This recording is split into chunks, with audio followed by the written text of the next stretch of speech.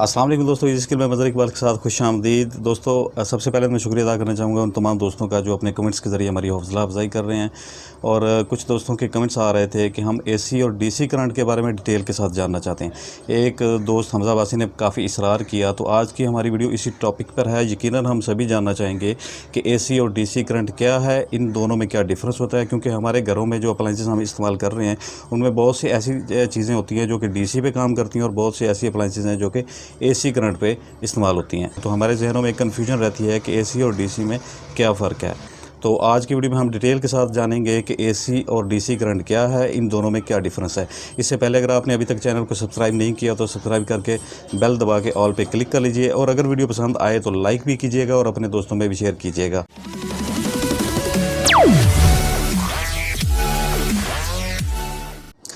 जी तो फ्रेंड्स, सबसे पहले हम एसी और डीसी का मतलब जान लेते हैं। तो एसी का फुल फॉर्म है अल्टरनेटिंग करंट और डीसी का मतलब है डायरेक्ट करंट।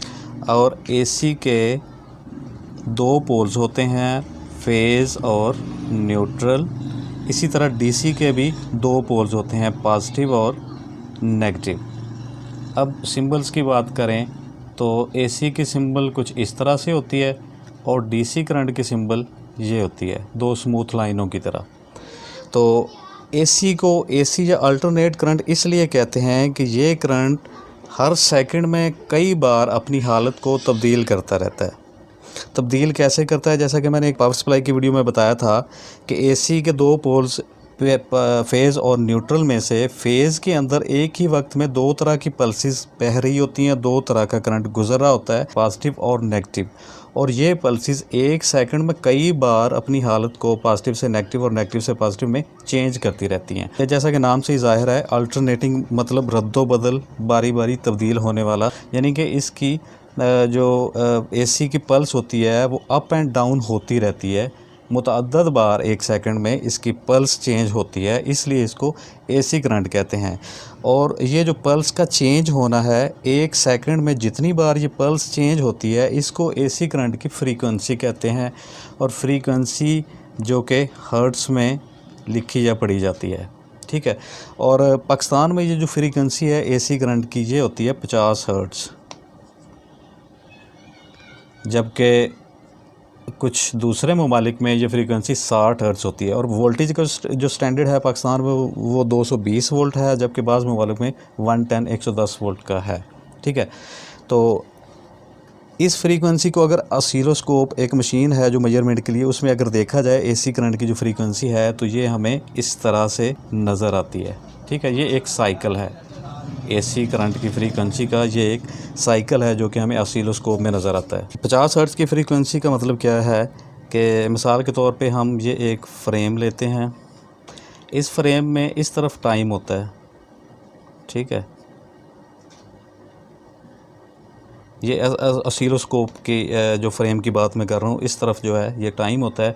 और यहाँ तक सपोज़ कर लें कि यहाँ तक हमारा 1 सेकंड का टाइम है, ठीक है। तो इस टाइम में अब ये जो पल्स है, ये जो साइकिल्स हैं, ये 50 साइकिल्स होंगे, यानी कि ये पल्स जो है 50 बार अप एंड डाउन होगी, कभी ऊपर जाएगी कभी नीचे आएगी। इस तरह ये पल्स जो है ये चेंज होती रहती है। तो एक सेकंड के अंदर 50 बार इस पल्स का अप एंड डाउन होना इसकी फ्रीक्वेंसी कहलाता है। और ये जो है इसकी फ्रीक्वेंसी होगी 50 हर्ट्ज़। तो ये पल्स अगर ज़्यादा बार अप एंड डाउन होगी तो फ्रीक्वेंसी ज़्यादा होगी, ठीक है। और यही वजह है कि इस फ्रीक्वेंसी की वजह से, इसके करंट की चेंजिंग की वजह से, अगर हमने कभी लाइट पे गौर किया हो तो उसके अंदर हल्की सी फ्लिकरिंग हमें नज़र आती है, यानी कि लाइट ज़रा सी झपकती हुई नज़र आती है। गौर से देखें तो वैसे लाइट की तरफ नहीं देखना चाहिए।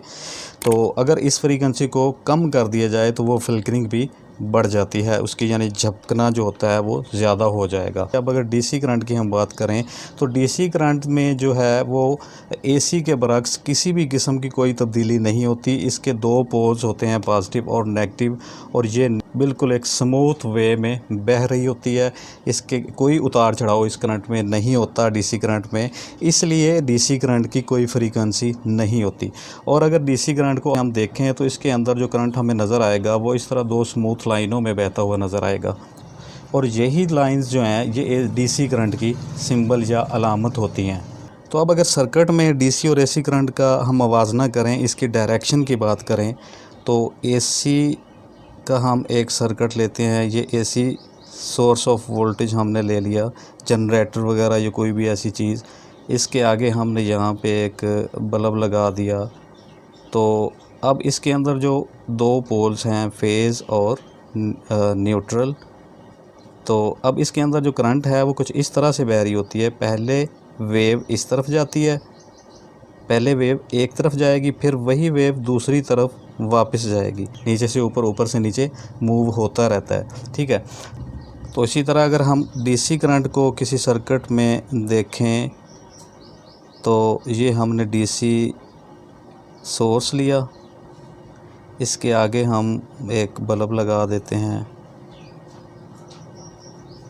ठीक है। तो इसमें अब करंट, ये दो पोल्स इसके हो गए पॉजिटिव और नेगेटिव।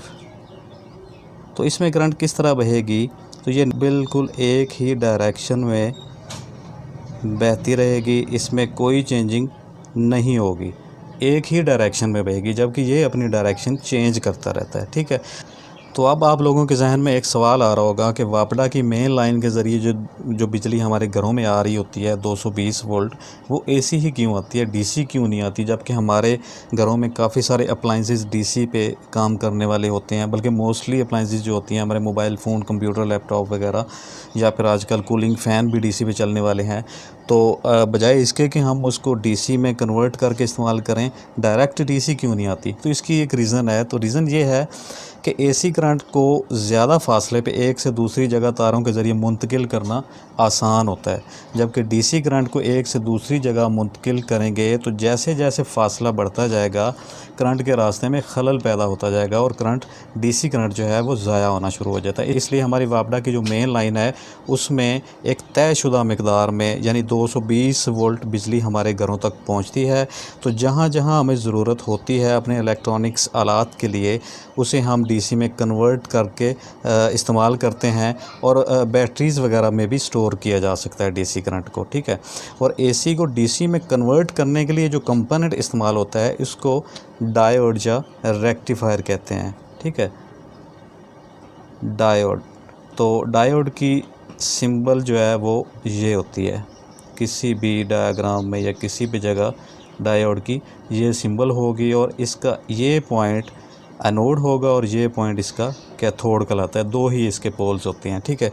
और डायोड की शक्ल जो है वो ये होती है, ये वो रेक्टिफायर इसको कहते हैं, या डायोड, जो कि एसी करंट को डीसी में कन्वर्ट करता है। तो इस डायोड का ये वाला जो पोल है ये एनोड है और ये वाला कैथोड है। इस सिंबल के मुताबिक इसको यूँ रखा जाएगा, यूँ देखा जाएगा, ठीक है।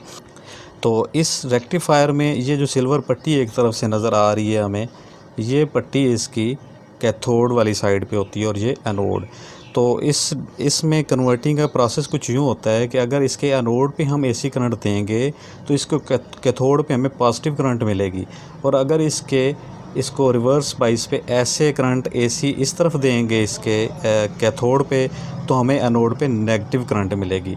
तो ये पावर सप्लाईज़ में हम इस्तेमाल करते हैं ट्रांसफार्मर्स के आगे, इसको डीसी में कन्वर्ट करने के लिए एसी करंट को।